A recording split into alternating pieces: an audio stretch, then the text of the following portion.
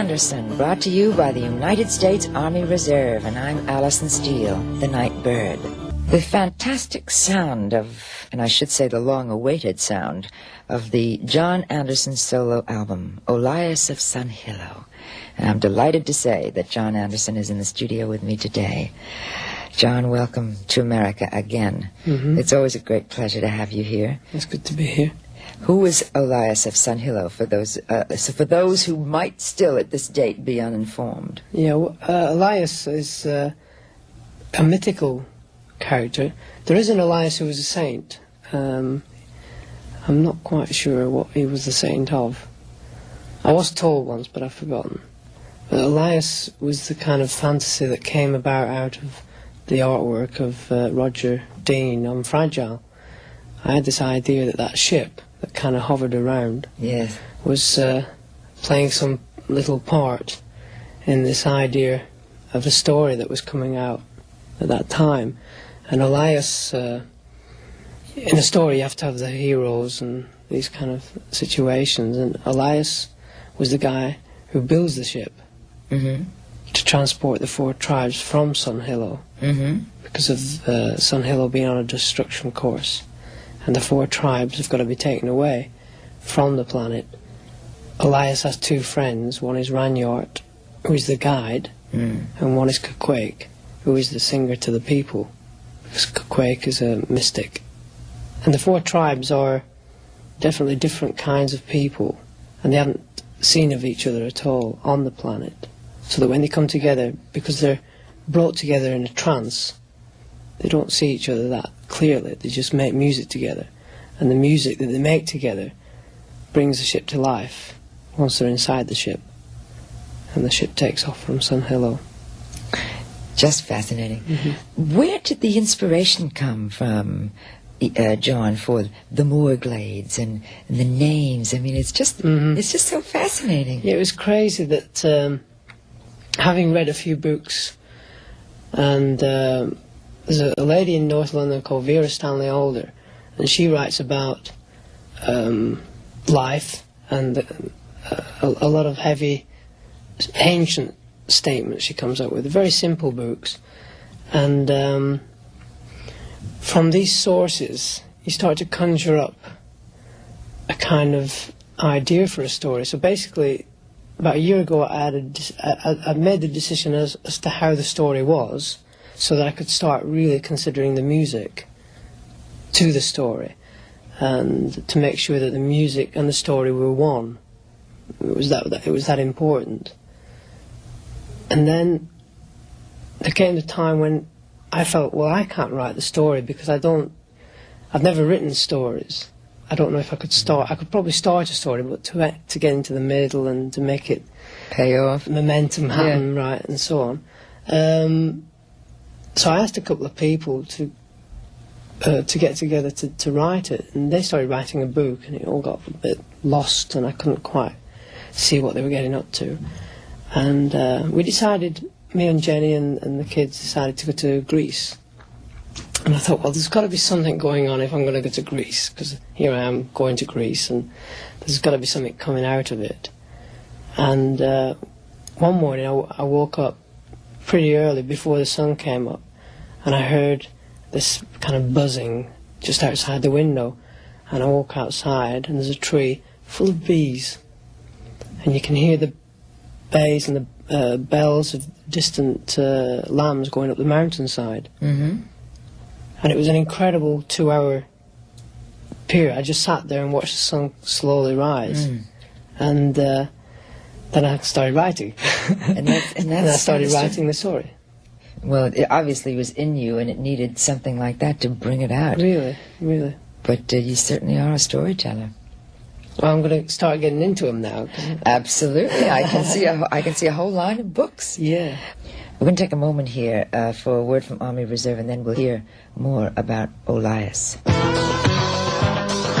Hi, this is C.F. Turner from Backman Turner Overdrive. When you serve in the Army Reserve, you learn a skill and earn a second income. But there's another part to what you earn. It's something you pay for with your sweat, your spirit, your mind, and your time. It's called pride. You earn when you serve in the Army Reserve. you earn is pride. This is the Night Bird, Allison Steele, for the United States Army Reserve, and our guest today, Jon Anderson. Jon Anderson and the first solo album, Olias of Sanhillo. He made us wait a long time, but it was more than worth it. And he's visiting with us today. You know, Jon, the thing that struck me when I heard your album is the vast difference. Now, Patrick's album is a concept. That is the story of I.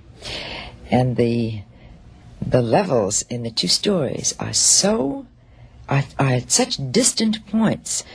Patrick's story is realistic and sensual, and yours is totally romantic and mythical.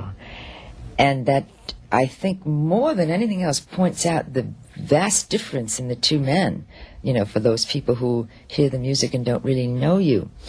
Would you say that that is something to be overcome when you play together in Yes, or is that part of the success of the sound now? Yeah.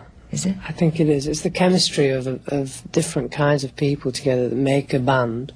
And if Patrick's coming from this distance, I'm coming from the other distance, and the meeting is that part of Yes that is happening at the moment, Yes. and that's why we're together. So I think we think the same. Mm-hmm. We think the same way about Yes, but obviously when we're away from Yes, we think a lot of different things.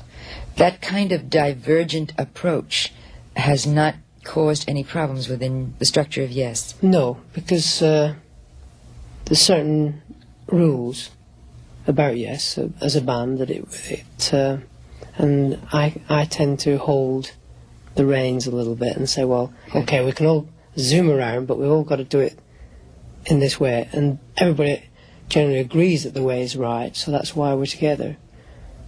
There's always the chance that someone in the group of people might think of a different approach to something, and if the rest of the guys believe it to be the right way, then they're going to follow. Yes. And I generally have been the leader in that sense, that I've been a director of the music of Yes, and not been the instruments. They've been the instruments.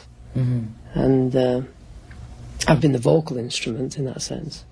But I've generally directed the music of the band. I'm going to take a moment here, Jon, for a word from Army Reserve, with your permission. Did you know that a good second job can make your first job easier to find? It's true, a good part-time job like the ones in the Army Reserve can help you get valuable on-the-job training.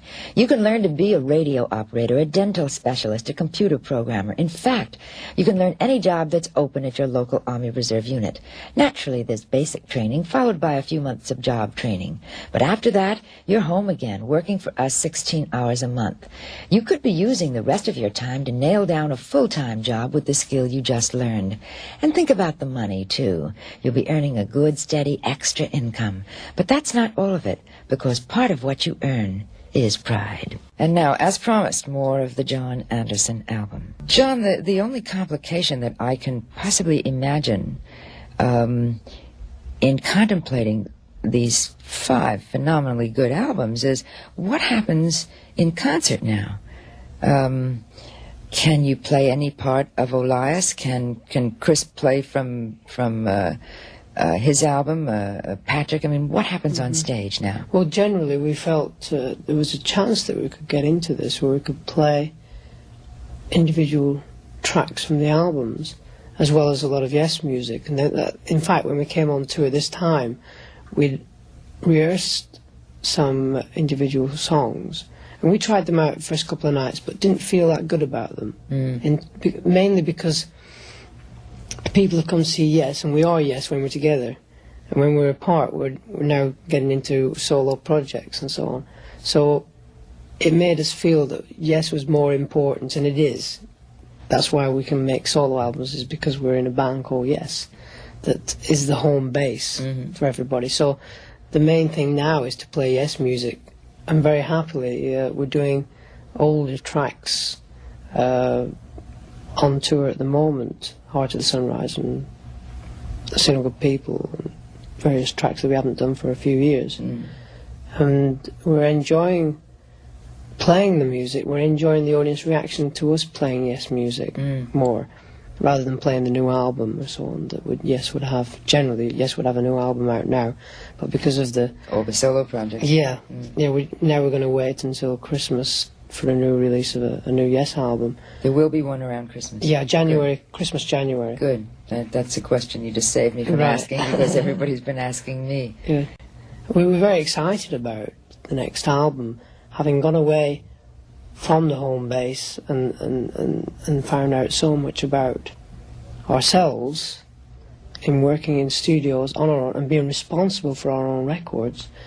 We will feel a lot more responsibility for the next Yes album. We used to leave it generally up to Eddie Offord to finish the cut and make sure the test pressing was right and so on, but no more. I mean, we're going to make sure it's definitely good. You're all more into it now. Really, more so than ever before. I feel very strong interaction going on. We had a long discussion last night about where we should record the next album, and it's very important because of the way we've rehearsed songs for the next album, that the place we record has got the same amount of energy that we're going to be putting into it. So should be exciting. More of Elias of Sanhillo. Jon, thank you so much. It was so nice of you to visit with us, and thank you so much for giving us Elias of Sanhillo. thank you. Jon Anderson, and this is the Night Bird, Alison Steele, reminding you that in the Army Reserve, part of what you earn is pride. This is